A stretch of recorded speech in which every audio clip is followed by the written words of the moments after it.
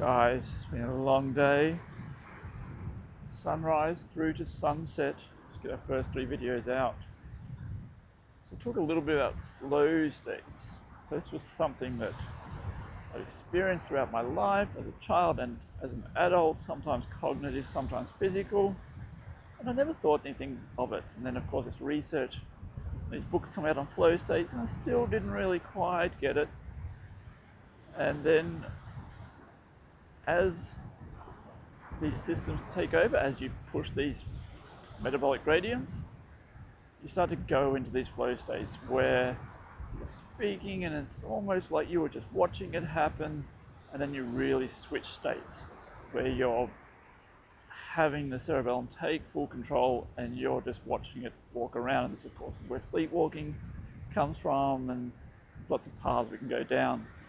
We're going to talk about this in 2 ways. There's going to be type 1 flow states, which are typically what sports people achieve, or chess players, anyone that's in the moment, musicians, and they're using an existing memory, existing skill, and they're stepping back and the system's just running. And it's running very efficiently on calcium reuptake, and they've squeezed some of the sodium out, so it's a chemical state.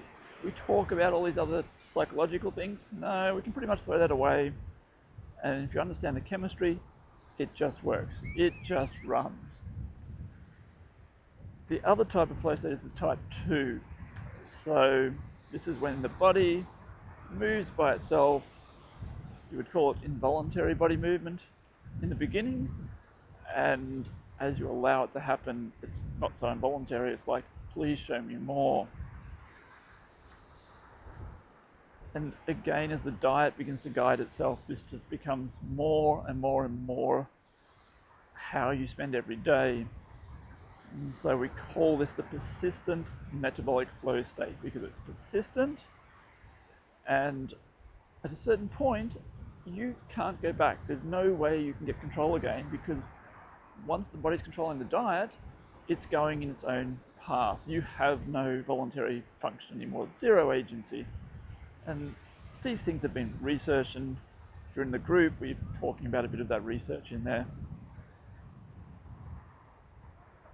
Once you get all the way to what we're calling the prime state, so this new phenotype basin, there's no flow state anymore. There's some other things we do, and we'll talk about that separately. So you're just in the state all of the time. You can't go into flow because there's nothing else to go into. You're at the bottom layer, you have full control of everything the body is doing.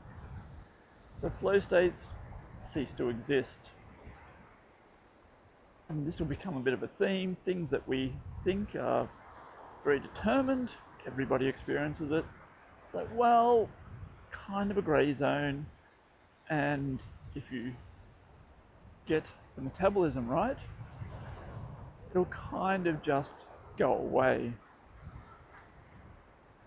We'll be going into this in a lot more detail. The experience of it, it's amazing. It's amazing. Once you experience life in flow, you never have to think about anything. You never have to make a decision again. Everything's done by the intelligence that sits within. And today we'd say, well, that's not possible. It's like, well, it is.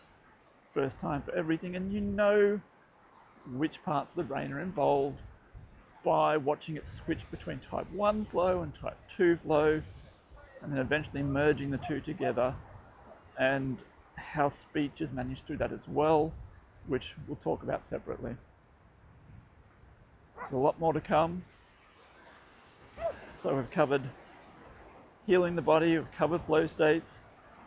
Next, we're going to get into the longevity bubble, which is a big thing at the moment, and we'll see how that's going to change the landscape of things. See you soon.